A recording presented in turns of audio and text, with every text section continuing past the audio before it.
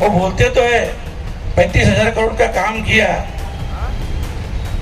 क्योंकि वो उनके टक्केवारी के हिसाब से बोलते रहेंगे। वो टक्केवारी के खासदार है। और वो अगर दिखाए कि 35,000 का काम कहाँ हुआ, 35,000 करोड़ का, तो हम मान जाएंगे। ये जो लड़ाई है ना, ये भ्रष्टाचार के खिलाफ लड़ाई है, ये महंगाई के खिलाफ लड़ाई है। और खास करके आप देख रहे हो, अपन जब भी किसी बीजेपी के लीडर से पूछो भाई इतनी महंगाई हुई, तो वो बोलेंगे अरे 370 हटाया। ऐसे हमारे बहुत से भाई लोग के ऊपर मतलब बोलने को भी अच्छा नहीं लगता है, पर यहाँ के म्यूनिसिपल के ऑफिसर, यहाँ के पुलिस ऑफिसर बुला बुला के सबको धमकी दे रही है, धमकी दे रहे हैं। ये अच्छी बात नहीं है।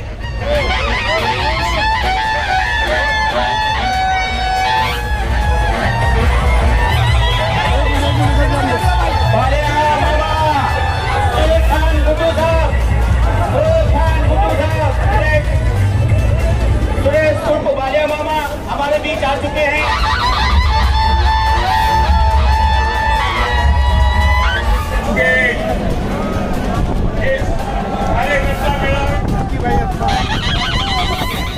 तुमने 10 साल यहाँ के खासदार हो, 3 साल मंत्री हो, आपका क्या है वो तो हमको बताओ। तो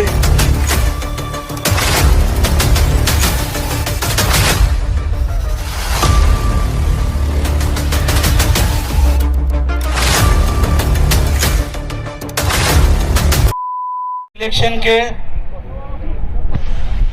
पहले भिवंडी में, पूरे भिवंडी लोकसभा क्षेत्र में पहली बार राष्ट्रवादी कांग्रेस पार्टी शरद चंद्र पवार अपने पार्टी की ओर से यह सभा आयोजित की गई है।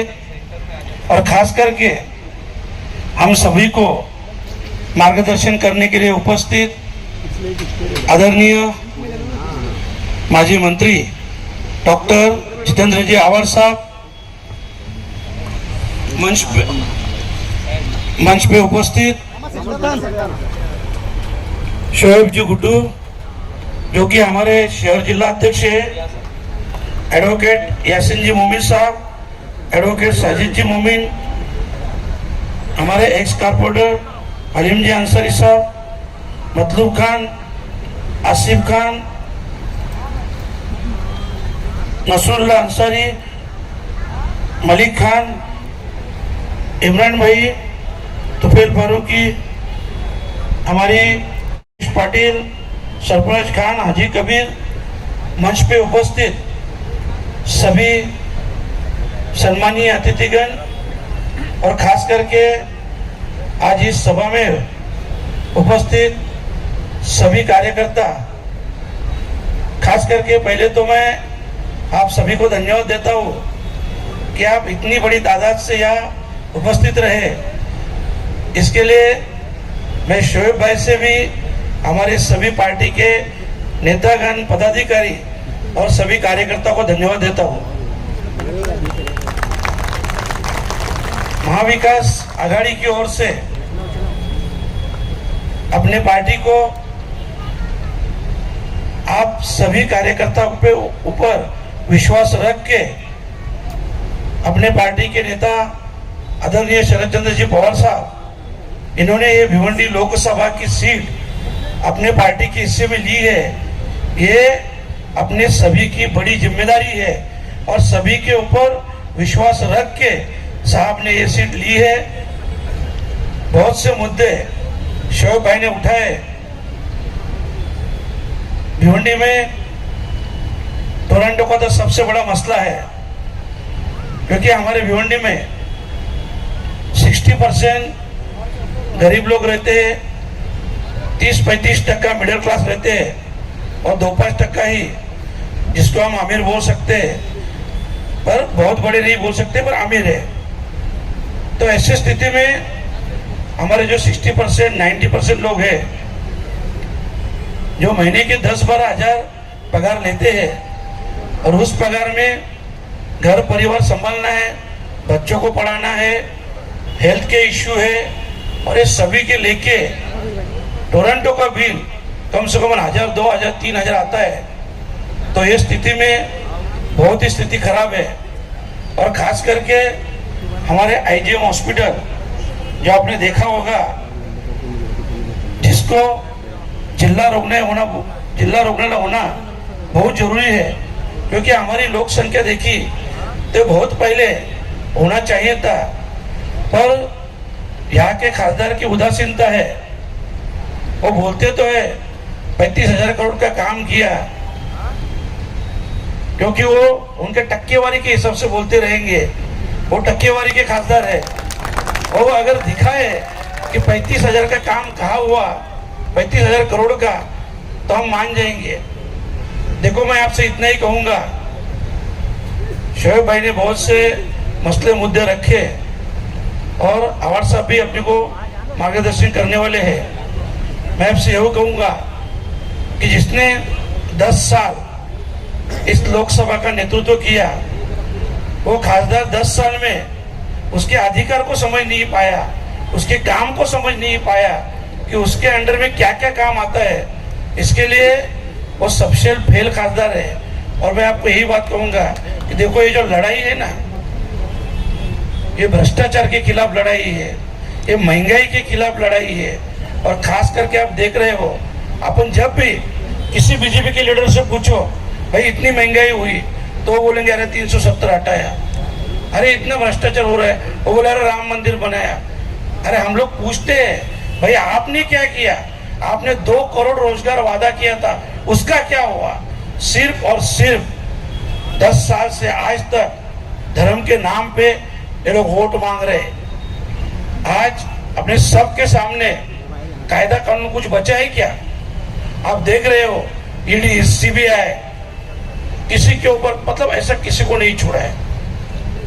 अपने अवार्ड साहब है, उनके ऊपर तो ऐसा ऐसा केस दर्ज किया, अब हम सोच भी नहीं सकते।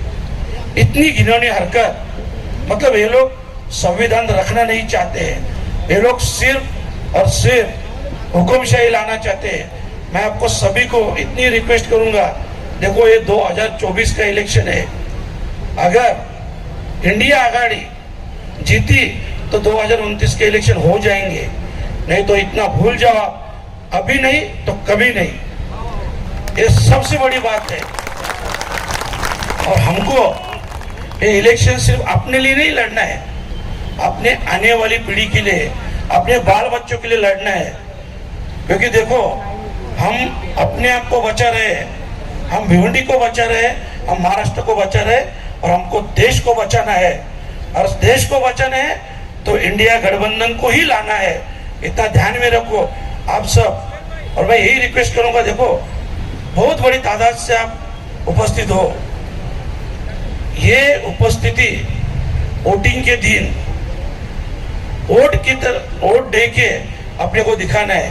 क्योंकि अपन भिवंडी से जितना परसेंटेज बढ़ाएंगे उतना, देखो अभी आपको मालूम है सामने वाले कुछ नहीं करेंगे, सिर्फ और सिर्फ पैसे का नाटक कर रहे हैं। दूसरी बात, ऐसे हमारे बहुत से भाई लोग के ऊपर, मतलब बोलने को भी अच्छा नहीं लगता है, पर यहाँ के म्यूनिसिपल के ऑफिसर, यहाँ के पुलिस ऑफिसर बुला के सबको धमकी दे रही है, धमकी दे रहे हैं। ये अच्छी बात नहीं है। इसके लिए मैं सबको आपको रिक्वेस्ट करता हूँ कि ये सब बात, इससे पहले 2014 से पहले ऐसा कभी नहीं देखा था। क्योंकि मैं भी शिवसेना में था, वो टाइम पूरी लाइफ में मैंने देखा 25 साल तक कांग्रेस और राष्ट्रवादी यही सत्ता में थे, पर कभी ऐसा कभी नहीं हुआ कि झूठे केसेस दर्ज करना, जातीयवाद निर्माण करना, ऐसा कभी नहीं हुआ था जो आज हो रहे हैं। और सिर्फ देखो, खासदार भी जो वोट मांग रहे हैं ना, उसके ऊपर मैंने आरोप लगाया। मैंने बोला कि एक खासदार के मतलब डर गया है, इसके नीचे की जमीन सरक गई है। तो खासदार क्या बोला मालूम है? मेरे नीचे का कंक्रीट नरेंद्र मोदी का है, मेरे नीचे का कंक्रीट अमित शाह का है, इसका है, उसका है, सबका नाम ले रहा था। अरे तुम्हारा खुद का क्या है? तुमने 10 साल यहाँ के खासदार हो, 3 साल मंत्री हो, आपका क्या है वो तो हमको बताओ। तो इसीलिए ऐसे निकम्मे खासदार को, और खास करके अपना संविधान बचाने के लिए, अपना देश बचाने के लिए ये टाइम अपने को वोटिंग करना है। मैं आपसे आह्वान करूंगा कि ज्यादा से ज्यादा सभी लोग जिम्मेदारी से घर से बाहर निकल के वोटिंग कीजिए और इंडिया गठबंधन की आघाड़ी को मजबूत कीजिए। यही मैं आपसे रिक्वेस्ट करता हूँ, रजा लेता हूँ। धन्यवाद। जय हिंद, जय महाराष्ट्र, जय राष्ट्रवादी।